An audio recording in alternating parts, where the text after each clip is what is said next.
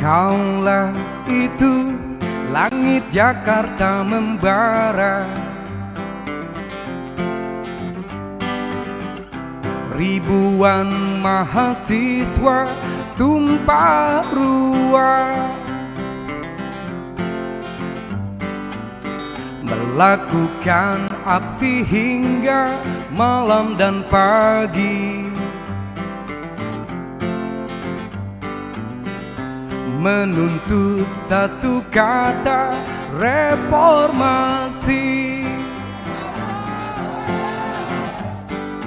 Ke gedung-gedung wakil-wakil mereka, tak kenal lelah walau tanpa senjata, hanya berbekal mimpi tentang Indonesia yang aman, adil dan sejahtera. Tapi kini reformasi telah dikhianati, demokrasi sudah mati. Wow, di gedung-gedung korupsi makin canggih, pejabat-pejabat sudah tak ada hati. Kini tiada mimpi tentang Indonesia yang aman, adil dan sejahtera. Oligarki sudah bangkit lagi, para pencoleng mulai unjuk diri. Istana jadi pusat transaksi, penguasa sudah lupa diri. Oligarki sudah bangkit lagi, para pencoleng mulai unjuk diri. Istana jadi pusat transaksi, penguasa sudah lupa diri. Reformasi dikhianati, reformasi dikhianati, dikhianati.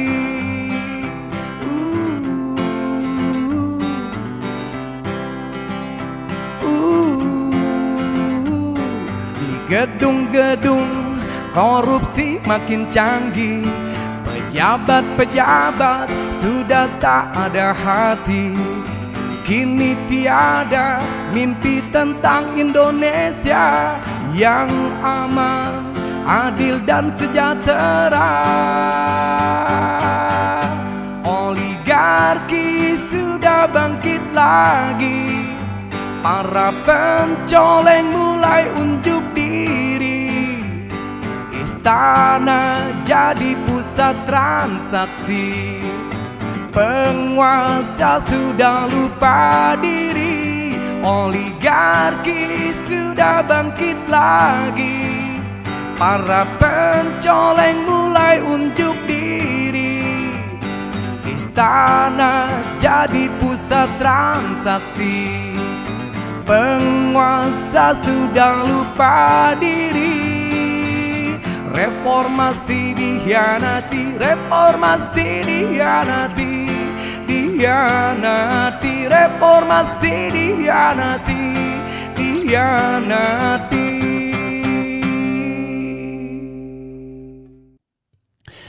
Assalamualaikum warahmatullahi wabarakatuh, Sobat RH sekalian.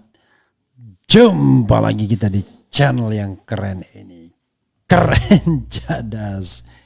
Ya, Sobat RH sekalian, coba kita ini bacakan ya kritikan Haris Azhar ke KPU. Menurut Haris Azhar, KPU turut meluluh lantakkan demokrasi Indonesia. Ya, coba kita bacakan. Ya, coba lihat ya. Suara.com, Haris Azhar memberikan kritikan buat Komisi Pemilihan Umum KPU dirinya menyampaikan kalau KPU turut meluluhlantakkan demokrasi di Indonesia. Ini suara.com. Seperti yang Pak Prabowo sampaikan, demokrasi kita berantakan. Jadi kita kutip saja omongannya Pak Prabowo untuk memberikan judul bagi si KPU yang ketuanya sudah 4 kali dinyatakan melakukan pelanggaran etik. Kata Haris Azhar seperti dilihat dari akun X Maudi Asmara. Haris menyampaikan pelanggaran etik ketua KPU ini menjadi contoh untuk menggambarkan kredibilitas dan profesionalitas KPU. Dia turut serta meluluhlantakkan, bukan melelahkan lagi, tapi meluluhlantakkan demokrasi elektoral di Indonesia, ucap Haris. Jadi kata Haris, siapapun yang akan menang lewat kerja institusi seperti ini, siapapun yang menang dia akan mengalami problem ikutan. Problem soal integritas hasil dari proses ini. Semua mesin yang rusak akan menghasilkan produk yang compang-camping juga, sindirnya. Haris melanjutkan, jangan heran dalam 5 tahun ke depan akan ditemukannya banyak problem kepemimpinan dan tata kelola kepemimpinan. Tata kelola pemerintahnya akan menghasilkan problem, jelasnya. Haris menerangkan hal tersebut sudah diketahuan sebelum KPU mengumumkan hasil pemilu 2024. Misalnya program pemenang sementara sudah diadopsi di rapat kabinet. Itu menunjukkan dugaan kecurangan yang cukup serius terpimpin dari pucuk pimpinan pemerintahan kita hari ini ke depannya, tukasnya. Warganet pun ramai memberikan komentar terkait sindiran Haris buat KPU.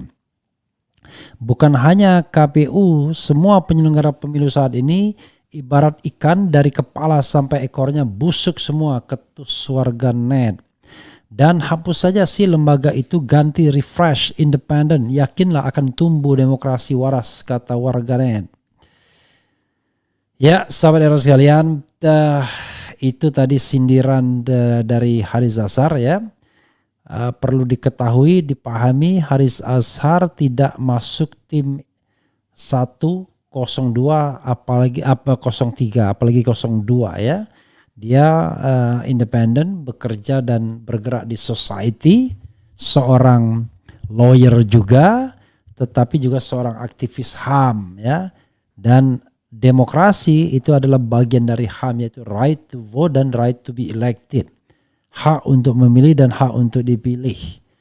Tapi persoalannya adalah kita memiliki persoalan yang akut ya, dan akut itu disebabkan juga KPU yang kemudian bekerja tidak profesional dan tidak independen.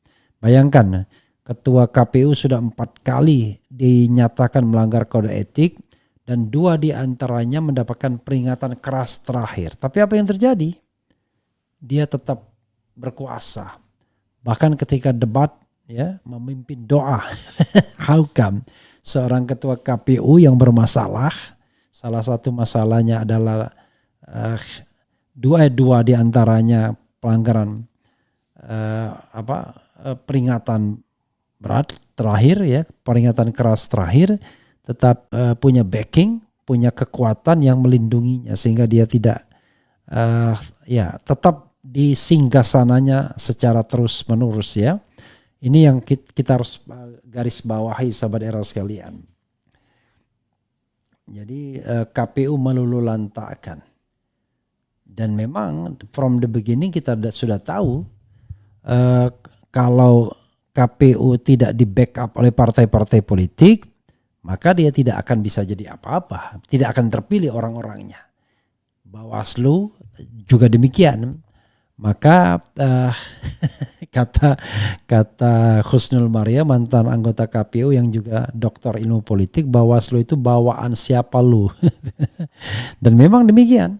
Jadi sudah dibuat ya, siapa, kalau kita nonton film Dirty Vote misalnya, itu sudah ketahuan siapa yang akan terpilih sebagai anggota Bawaslu itu dan afiliasinya atau dukungannya siapa saja. Nah, cuman masalahnya saudara sekalian, kita tetap mengkritik partai-partai yang terlibat dalam kejahatan atau dalam permufakatan jahat demokrasi tersebut, termasuk partai pendukung 0103. Karena partai pendukung 01 dan 03 kan mayoritas sesungguhnya, tapi mereka lah yang memilih para anggota KPU dan Bawaslu Walaupun barangkali itu didiktekan juga oleh istana, karena kita tahu bahwa partai itu mayoritas adalah partai istana, kecuali Demokrat dan PKS. Tapi sekarang hanya PKS yang betul-betul genuine sebagai partai oposisi. PKB belum, masih di dua kaki.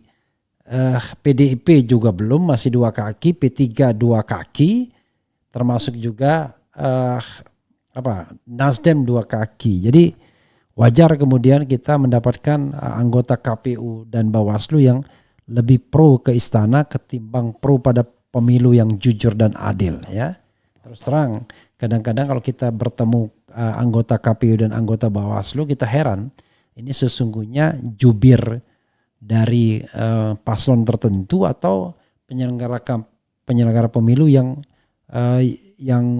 jujur dan adil atau tidak, ya. Terima kasih. Wassalamualaikum warahmatullahi wabarakatuh. Keren, cadas, yeah.